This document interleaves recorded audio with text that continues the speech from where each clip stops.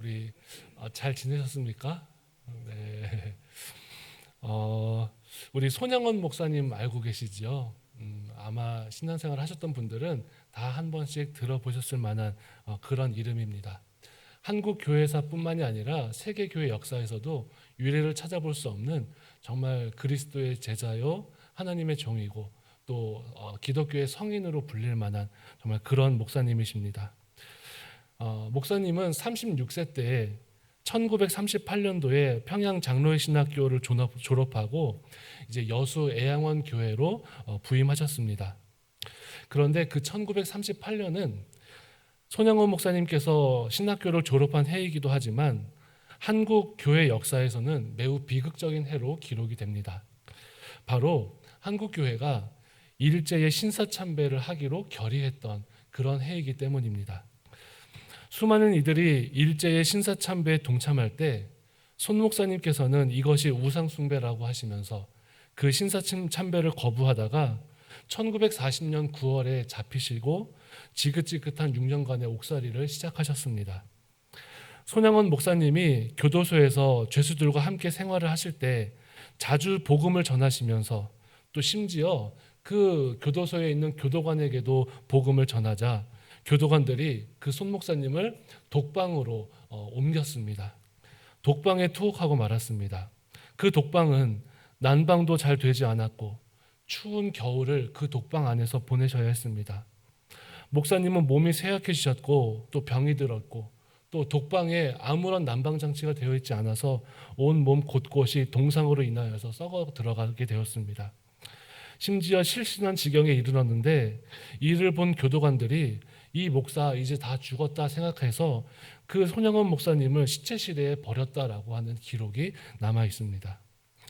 시체실에서 겨우 의식을 찾았던 목사님이 처음 가장 먼저 든 생각이 이제 내가 드디어 주님을 위해서 죽을 수 있게 되었구나. 오히려 감사하셨습니다. 그 사실이 너무 감사해서 내 주를 가까이 하게 함은 그 찬송을 있는 힘을 다해서 부르셨다라고 하는 그 기록이 지금도 남아 있습니다. 그리고 이후에 기적적으로 몸이 조금씩 회복되어서 다시 감방으로 돌아가셨을 때 헤어졌던 그 죄수들에게 다시 복음을 전하시면서 나머지 옥중 생활을 이어가셨다라고 합니다. 손양원 목사님은 성도들에게 이렇게 말씀하십니다. 첫째도 순교요, 둘째도 순교요, 셋째도 순교입니다. 순교를 각오하십시오. 때가 왔으니 잘 살려 노력하지 말고 잘 죽기를 원하십시오. 성도들에게 그렇게 말씀하셨습니다. 손양원 목사님께서 다시 쓰러져도 우리 주님이 일으키실 것을 믿었기 때문에 다시 쓰러져도 이 땅에서 내 생명 다한다 해도 결국 우리 주님이 나를 들어 올려주실 것을 믿었기 때문에 손 목사님은 그렇게 고백하셨습니다. 손 목사님의 신앙 고백 중에 이런 구절이 있더군요. 땀을 흘리지 않고 눈물도 뿌리지 않고 피를 쏟지 않으면서 많은 행복을 탐욕적으로 원하는 어리석은 사람들 중에 혹시 내가 첫째가 아닌가 반성해 본다. 내 몫에 매인 십자가 기쁘게 지고 나아가리라. 너는 십자가 지기를 꺼려하지 마라. 오늘 성경의 본문은 이 손양원 목사님의 삶과 사뭇 닮아 있는 것을 볼 수 있습니다. 우리 지난 시간까지 보았던 것처럼 바울을 헤르메스라고 생각하고 경외심을 가지고 또 심지어 제사를 드리려고 했던 그 루스드라 사람들을 기억하십니까? 생전 처음 보는 유대인들의 그 모함과 충동질에 넘어가고 말았던 그 루스드라 사람들을 기억하십니까? 루스드라 사람들의 손에는 돌이 들려져 있었습니다. 그리고 그들은 가차없이 바울을 향해서 돌을 던졌습니다. 돌에 맞은 바울은 멍들고 피가 나기 시작했습니다. 돌을 피하려 몸을 웅크리다 급기야 쓰러지고 정신을 잃고 미동도 하지 못하게 되었습니다. 얼마나 많은 돌이 쏟아졌겠습니까? 사람들은 바울이 죽었다라고 생각했습니다. 오늘 본문 19절에 죽은 줄 알고 시외로 끌어내치니라 라고 할 때에 그 내친다라고 하는 말의 뜻은 헬라어로는 에쉬론이라고 말하는데 이것은 영화에서처럼 사람을 땅에 질질 끌고 가는 그 모습을 묘사하고 있는 단어라고 합니다.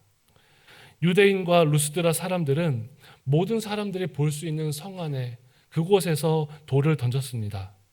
율법에는 저주받을 만한 그 사람을 돌을 칠 때에 성 밖으로, 진영 밖으로 끌어내서 돌을 치라라고 그렇게 명시되어 있습니다. 유대인들도 있었습니다. 이고니온과 안디옥에 섰던 그 유대인들, 율법대로라면 바울을 성 밖으로 끌고 가서 돌을 던져야 했습니다.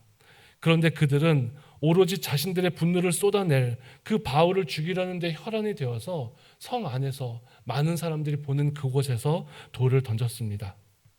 성 안에서 바울에게 돌을 던진 사람들과 바울의 죽음을 인정하고 동조했던 사람들, 또 그리고 바울이 돌에 맞아 죽는 그 순간 진리를 저버리고 침묵했던 그러한 사람들이 성 안에 있었습니다. 주님은 오늘 이 순간 바울을 보면서 아마 눈물을 흘리지 않으셨겠습니까? 바울이 쓰러지는 그 순간 우리 주님이 눈물을 흘리시면서 소리치지 않으셨을까요? 이곳에 누가 없는가? 바울에게 향하는 저 돌을 막아줄 아무도 없는가? 사랑하는 내 종 바울이 나를 위해서 저 돌을 맞을 때 바울의 편에 설 사람이 아무도 없는가? 우리 주님이 바울을 도와줄 그 누군가를 찾고 계시지는 않으셨을까요? 오늘 성경 말씀 20절에 보면 제자들이 둘러섰을 때에라고 그렇게 기록을 합니다. 이 말씀에서 당시의 상황을 우리는 유추할 수 있는데 사도행전 13장 이후로 바울과 바나바를 중심으로 함께 전도행을 했던 사람들에게는 성경이 뭐라고 기록을 하느냐 하면 바울과 동행하는 사람들 또는 바울과 그들 이런 식으로 표현을 합니다.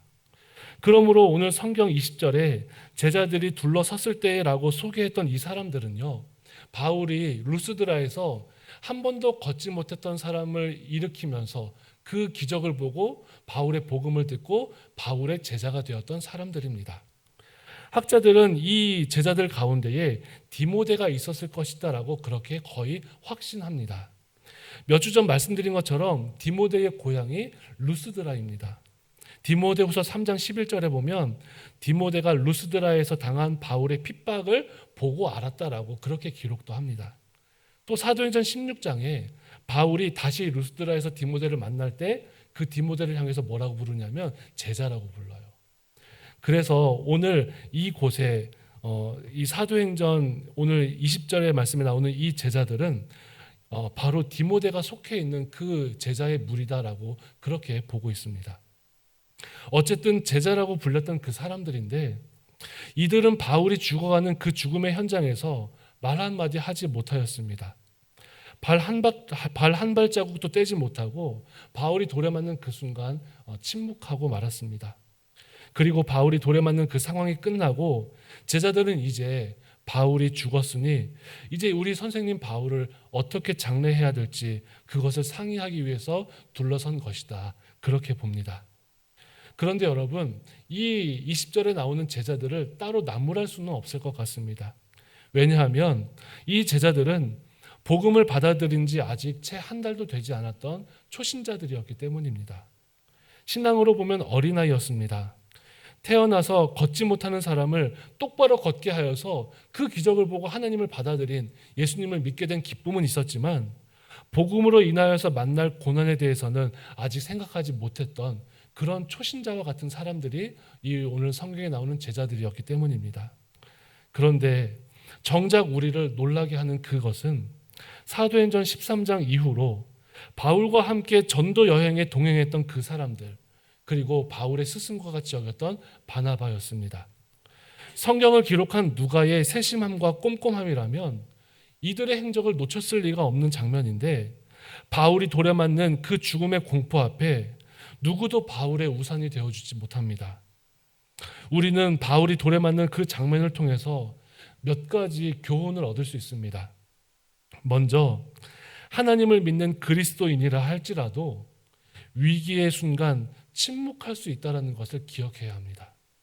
얼마나 무섭고 공포스러웠던지 제자들과 바울의 일행은 두려움에 침묵할 수밖에 없었습니다. 우리는 이 사실을 통해서 인간이 이렇게 연약한 존재구나 그렇게 서로를 향한 긍휼의 마음을 가지셔야 합니다. 그런가 하면 둘째로, 침묵해서 안 될 때, 침묵해서는 안 될 그때에 침묵하지 않았던 그 사람을 통해서 하나님은 지금도 하나님의 역사를 이어가신다는 것을 기억하셔야 합니다. 하나님께서 바울의 그 불같은 성격과 열심을 사용하신 것 여러분 익히 알고 계시지요. 바나바는 바울의 스승이었고 멘토였습니다. 바나바를 나무라고 싶은 마음은 없습니다. 하지만 중요한 순간 용기 내었던 그를 통하여서 복음 전파의 물꼬를 여시고 세계 선교의 주역으로 하나님은 바울을 사용하셨던 것을 기억하십시오. 그런가 하면 마지막으로, 복음으로 고난당한 그때에 누군가 내 편이 되어줄 거라고 믿었던 그 사람이 침묵하고 때론 내가 혼자이고 내가 외롭게 혼자인 것을 깨닫는 그 순간에도 우리는 서운해하거나 원망하지 말아야 한다는 것을 깨달으셔야 합니다. 바울은 다시 일어난 후 단 한 번도 바나바나 동행하는 사람들에게 서운한 마음을 가지지 않았습니다. 만약 서운한 마음을 가졌다면 계속해서 전도의 사명을 감당할 수 없었겠지요. 바울은 사람의 위로보다, 사람의 도움보다 우리 주님의 위로와 도움을 의지했던 사람입니다. 사람들에 대한 서운함과 원망은 발로 뻥 차버리고 주님이 나와 함께 하심을 믿고 의지했던 그가 바울이었습니다. 이것이 바울의 강함입니다. 여러분, 우리는 어떻습니까? 하나님 앞에 나의 연약함을 고백하는 믿음을 가지시기를 바랍니다. 그리고 소망에 관해 묻는 자를 만나거든 용기를 내어 주의 영광을 선포하고 우리가 침묵하지 말아야 할 그때에 우리의 입술을 열어 용기를 내고 믿음의 길을 걸어가셔야 합니다. 그런가 하면 사람을 의지하지 아니하고 하나님의 위로와 동행하심을 의지하며 걸어가는 성도들이 되십시오. 이것이 오늘 바울이 넘어졌다가 일어섰던 그 장면을 통해서 우리가 받을 수 있는 지혜입니다. 그리고 나서 오늘 20절에 보면 제자들이 둘러섰을 때에 바울이 일어섰다라고 그렇게 기록을 하죠. 바울을 돌로 친 사람들이 바울의 시체를 질질 끌고 성 밖으로 나가서 바울의 시체를 버렸습니다. 모든 사람들이 바울은 죽었다라고 생각했습니다. 그런데 그때 바울이 기적적으로 일어섰습니다.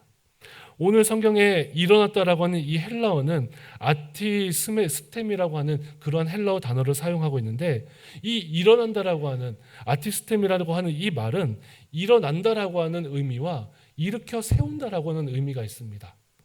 이 두 가지 의미를 모두 다 가지고 있는 것인데, 성경에 앉은 자리에서 또 누운 자리에서 일어나는 그것뿐만이 아니라 죽은 사람이 다시 일어날 때도 똑같은 단어들을 많이 사용합니다. 따라서 바울이 정신을 잃고 쓰러진 정도가 아니라 실제로 어떤 학자들은 바울이 실제로 죽었다가 살아난 것이다라고 그렇게 해석하는 사람들도 있습니다.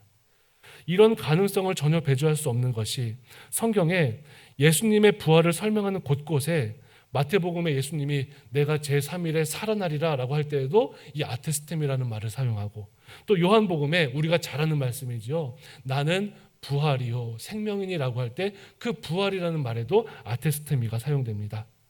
얼마 전 바울이 안디옥에서 전했던 복음 기억하십니까? 사도행전 13장 30절에 하나님이 죽은 자 가운데서 예수님을 살리셨습니다. 거기에도 아테스테미입니다. 또 34절 우리가 오늘 읽은 금주의 말씀, 하나님이 죽은 자 가운데서 예수님을 일으키셨습니다. 그 말씀에도 아테스테미가 사용됩니다. 예수님을 살리시고 일으키신 그 모든 장면마다 오늘 바울이 일어났던 그 말씀을 전하고 계십니다.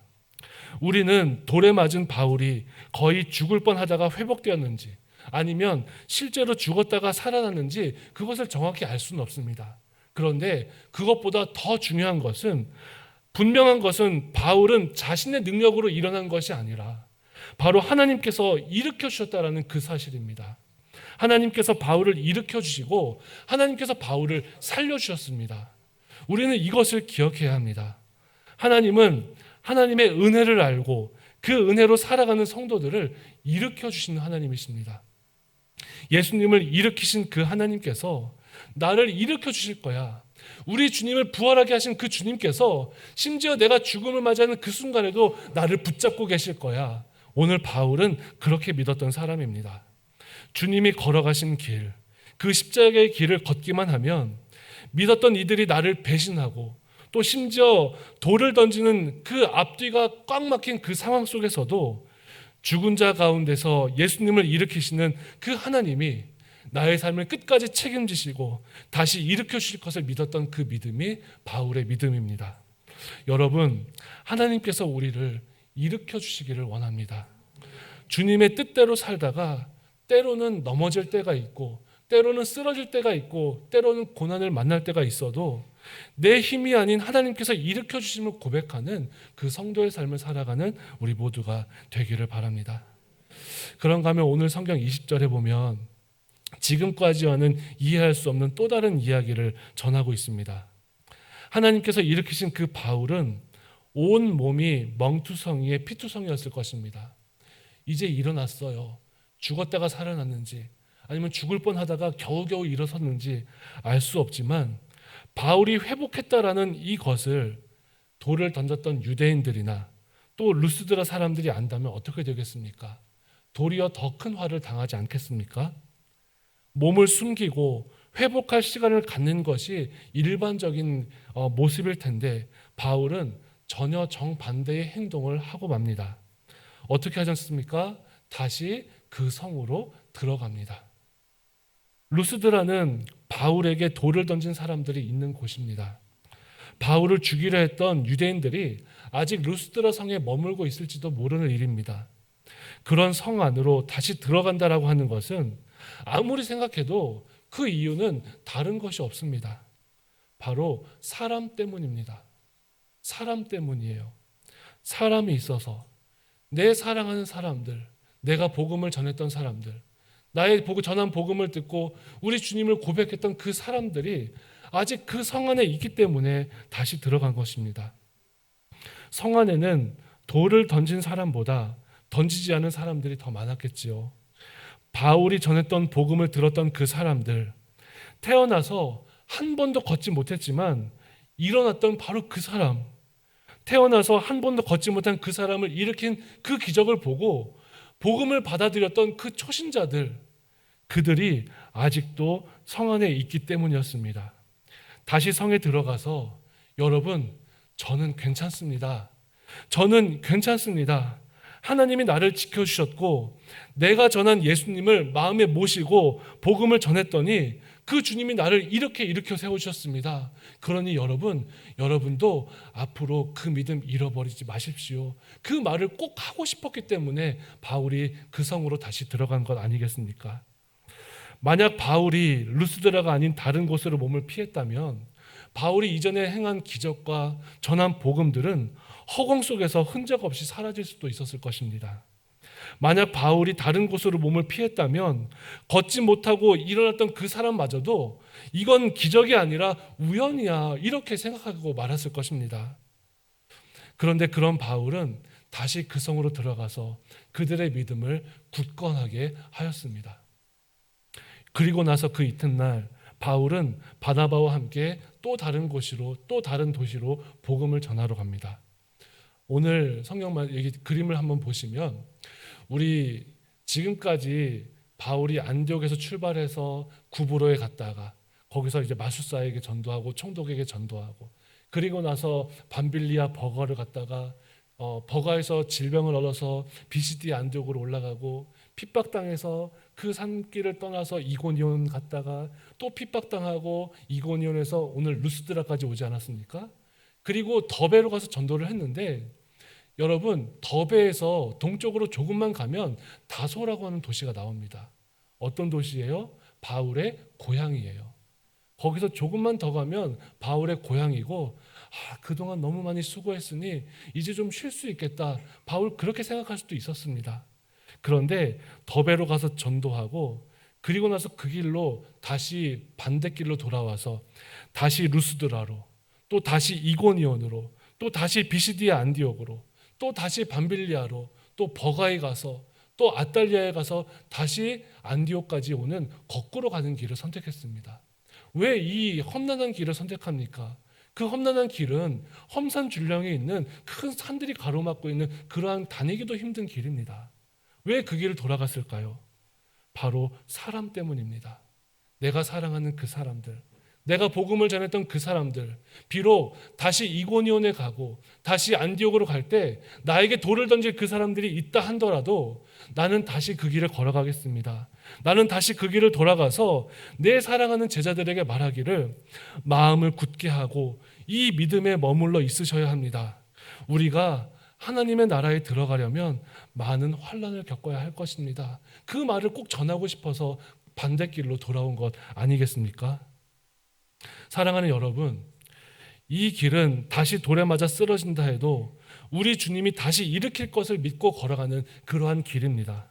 바울은 다시 쓰러져도, 다시 쓰러지고 다시 넘어져도 주님이 다시 일으키실 것을 믿음으로 고백하며 그 길을 걸어갔습니다. 시편 37편 24절 말씀에 보면 그는 넘어지나 아주 엎드러지지 아니함은 여호와께서 그의 손으로 붙드심이로다. 다윗은 그렇게 고백합니다. 사랑하는 성도 여러분, 우리가 믿음의 길을 갈 때에 참 다양한 믿음의 상황을 만납니다. 때로 우리의 삶에서 침묵할 때도 있고요. 나의 연약함으로 넘어질 때도 있고요. 또 내가 성령 하나님께서 그래 지금 이때야 내가 너와 함께 할 거야 라고 용기를 주실 때 용기 내어서 복음을 전할 그때도 있습니다. 무엇이 잘못이 아니라 무엇이 틀린 것이 아니라 그때의 두려움과 어색함, 침묵이 우리 가운데 찾아올 수 있지만 그때도 우리는 잃어버려서는 안 될 마음이 하나 있습니다. 주님이 지금도 주님을 위해서 살고자 하는 그 모든 이들을 붙잡고 계신다는 것, 붙잡고 넘어지면 일으키실 주님이 있다는 것을 꼭 기억하며 걸어가는 성도들이 되시기를 바랍니다. 죄인 중에 괴수와 같은 나를 주의 자녀 삼으시고 그 사랑에 감격하면서 그 사랑에 보답하는 성도들의 삶을 살아가는 우리 모두가 되기를 바랍니다. 나에게 돌을 던지는 이들을 향해서 다시 발걸음을 떼는 용기를 갖는 성도들이 되십시오. 어떠한 상황에도 주님의 권능의 오른손이 나를 붙들고 계심을 믿고 쓰러져도 다시 쓰러져도 주님이 일으키실 것을 믿고 걸어가는 성도들이 되시기를 바랍니다. 여기 교회의 모든 성도들이 바울이 걸었던 그 사랑의 길, 그 하나님이 주신 은혜의 길을 걷는 우리 성도들이 다 되시기를 바랍니다. 우리 함께 이 마음으로 찬양하며 나아가겠습니다. 우리 다 같이 자리에서 일어서서 함께 찬양하겠습니다. 예수의 이름으로 나는 일어서리라.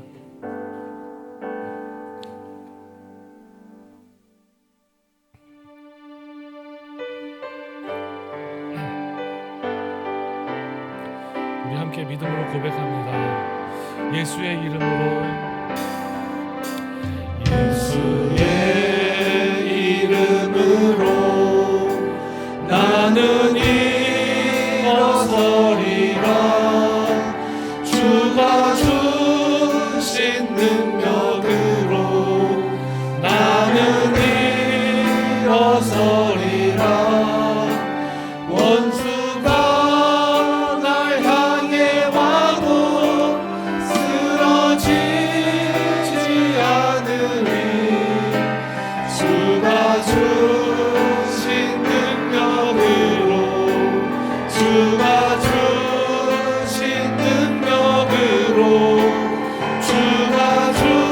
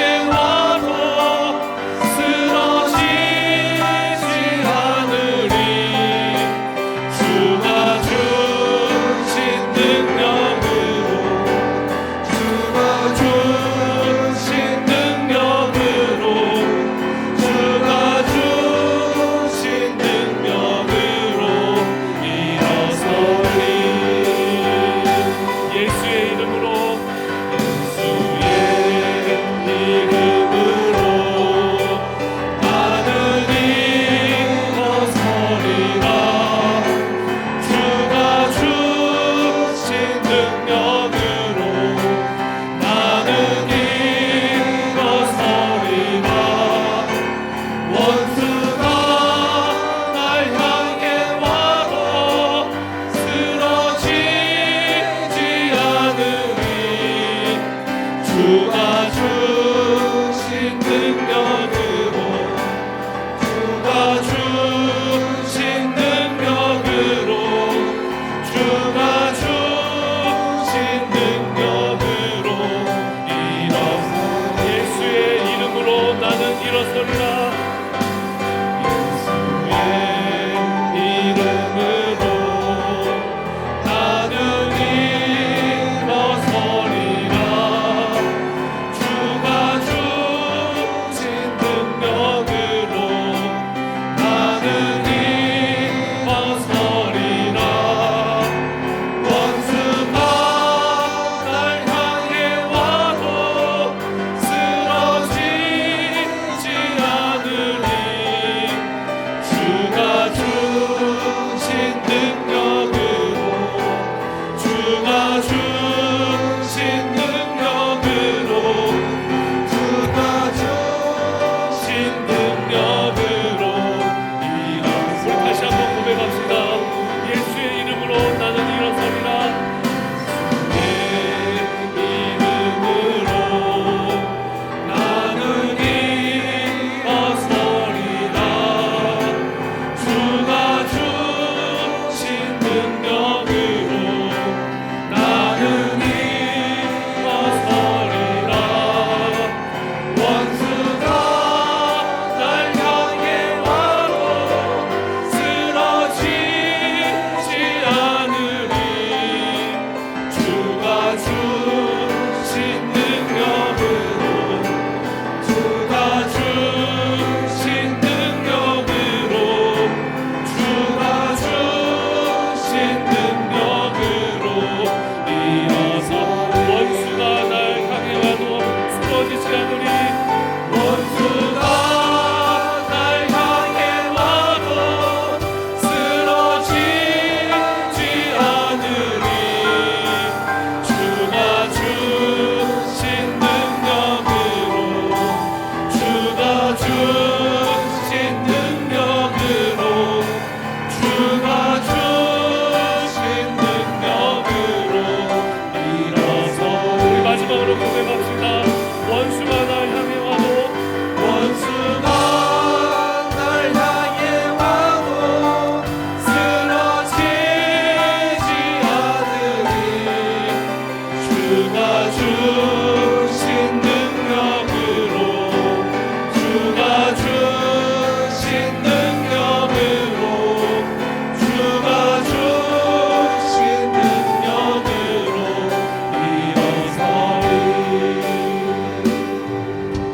우리 이 시간에 함께 기도할 때에 바울이 돌에 맞았을 그때 나는 어떤 사람이었을지를 한번 생각해 보겠습니다. 주님이 십자가에 달리셨을 그때에 나는 어떤 사람이었을지를 한번 생각해 보겠습니다. 바울이 돌에 맞지 아니하도록 우리 주님 십자가 달리실 그때에 우리 주님 그러시면 안 된다라고 내가 주님을 위해서 희생할 수 있게 그렇게 도와달라고 그렇게 믿음의 길을 걸어갔었는지요. 주님을 위해 받는 고난이 있다면 기쁘게 감당할 수 있도록 우리 주님을 위해서 주님의 뜻대로 하는 근심은 구원에 이르게 하는 것임을 믿고 소망의 관을 묻는 자들에게 내 믿음의 복음을 전할 수 있는 믿음의 삶을 살게 해달라고 함께 기도하겠습니다. 또한 우리 두 번째 기도할 때에 현재의 고난 가운데 있는 성도들이 있다면 하나님의 권능의 손으로 일으켜달라고 기도하겠습니다. 넘어진 바울이 다시 일어서도 다시 그 성으로 들어갔던 그것은 다시 넘어져도 일으키실 주님을 믿었기 때문임을 고백하며 주의 권능의 손이 우리에게도 임하게 해달라고 우리 다 같이 주여 한번 부르시면서 우리 믿음의 길을 위하여서 함께 동성으로 기도하겠습니다. 주여, 살아계신 역사하신 하나님, 바울이 돌에 맞았을 그때에 우리 주님이 십자가에 달리시는 그때에 하나님, 내가 어떠한 믿음을 가졌을지 하나님 우리의 믿음의 연약함을 풀어봅니다. 전능하신 주님, 우리가 믿음의 길을 걸어갈 수 있게 역사하여 주셔서 하나님 아버지, 우리가 하나님을 사랑하는 믿음으로 걸어갈 수 있는 하나님의 백성되도록 은혜 베풀어 주시옵소서. 오직 주님만을 사랑하고 주님만을 의지하게 하여 주시고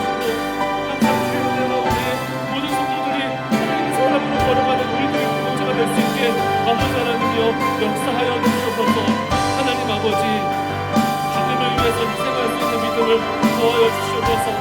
바울이 돌에 맞은 그때에, 주님이 십자가에 달리시는 그때에, 그 고난의 순간에 우리의 동료들이 아파하는 그때에 하나님, 제가 여기 있사오니 하나님 이들의 고난을 멈춰주시고 하나님 아버지 그 고난과 아픔을 나눌 수 있게 하여 주시옵소서.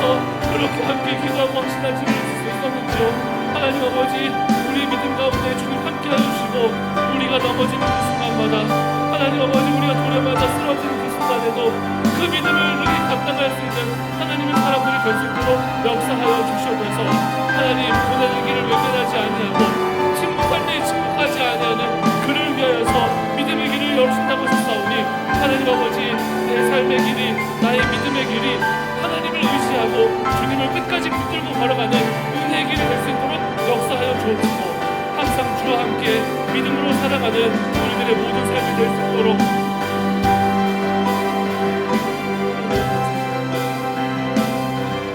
역사하여 주시옵소서.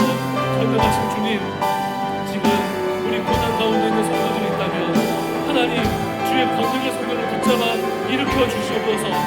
넘어진 바울이 다시 일어서서 다시 복음의 길을 걸어가고 다시 그 성으로 돌아가고 자신의 전한 복음들을 다시 한번 걸어갔던 그 길을 기억합니다. 하나님, 주님이 다시 살리실 것을 믿었기에, 우리 주님의 권능의 손으로 나를 살리실 것을 믿었기에 그 길을 걸어갈 수 있었을 것이라고 우리 그렇게 하시나오니 하나님, 우리에게도 그러한 믿음을 더하여 주옵소서. 우리에게도 하나님을 사랑하고 주님을 위하여 헌신하고 하나님께서 나를 붙잡고 계심을 잊지 않는 그런 믿음의 길을 걸어갈 수 있게 역사하여 주옵소서. 전능하신 주께서 함께 하시고 도우신 은혜, 믿음으로 고백할 수 있는 은혜가 될 수 있도록 역사해 주시길 간절히 구하고 우리의 삶이, 우리의 믿음이 하나님을 끝까지 붙들 수 있는 그런 믿음 될 수 있게 역사하여 주옵소서. 자비로우신 하나님, 주의 자비하심으로 우리를 예배의 자리로 부르시고 또 말씀을 주심에 감사를 드립니다. 믿음의 길을 걷는다라고 하면서도 우리에게 왜 이리 믿음이 없는지 우리의 믿음을 바라봅니다. 주님, 우리의 믿음 없음을 불쌍히 여겨 주옵소서. 주님은 나를 위하여 십자가의 모진 고난을 당하시고 또 죄인 중에 괴수와 같은 나를 위하여 그 십자가의 희생을 하셨는데 우리는 주님을 위해서 해드린 것이 너무나 없어 너무나 미약하여 부끄럽고 죄송합니다. 이 시간 우리의 연약함과 우리의 부족함을 용서하여 주옵시고 우리의 죄악된 모습을 십자가의 보혈로 깨끗하게 씻으셔서 다시 부어주시는 하나님의 사랑과 능력으로 가득하게 하여 주옵소서. 세상에 누군가가 주님을 향하여서 돌을 던질 그때에 그 돌을 하나님 그러면 안 된다고, 이 돌을 던지지 말으라고 그렇게 용기를 주시고 외치게 하여 주시고 목소리 높여서 주님을 위해서 희생할 수 있는, 세상을 향하여 희생하고 세상을 향하여서 섬길 수 있는 그 주님의 길을 걸어갈 수 있게 우리에게 믿음을 더하여 주옵소서. 우리 주님이 십자가의 길을 참으셨던 것처럼 우리도 내 삶의 자리에서 더 십자가의 길, 은혜의 길 참고 희생하며 걸어갈 수 있도록 믿음 주시기를 원합니다. 다시 넘어져도 일으켜 세워주시는 그 주님의 손을 붙잡고 끝까지 믿음의 길을 잘 걷게 하여 주옵소서. 그는 넘어지나 아주 엎드러지지 아니함은 여호와께서 그의 손으로 붙드심이로다 말씀하셨사오니 어떤 어려움이 와도 절대 굴복하거나 좌절하지 아니하도록 주여 우리의 손을 붙잡아 주시고 우리를 주의 믿음 가운데에 붙들어 주옵소서. 믿음의 길을 걷는 성도들이 종일토록 주의 은혜를 경험하고 또한 베풀고 꾸어주는 삶을 살게 하여 주옵시고 시간이 흐르면 흐를수록 우리 주님을 닮아가게 하여 주옵시며 하나님 앞에서 하나님 복음을 살아내는 우리 성도들이 다 될 수 있도록 역사하여 주옵소서. 주님, 우리 가운데에 하나님의 은혜를 주시기를 원합니다. 하나님 아버지, 우리 모두 다 그 바울이 돌에 맞는 그 현장에 침묵하지 아니하고 하나님의 은혜의 길을 걸어가는 모든 성도들 될 수 있도록 은혜 베풀어 주시기를 간절히 구하고 그 바울의 믿음, 또 우리 사랑하는 손양원 목사님의 믿음, 많은 믿음의 선배들의 아름답고 신실했던 그 믿음의 길 우리도 따라갈 수 있도록 그렇게 은혜 베풀어 주시기를 예수님의 이름으로 기도드리옵나이다. 아멘.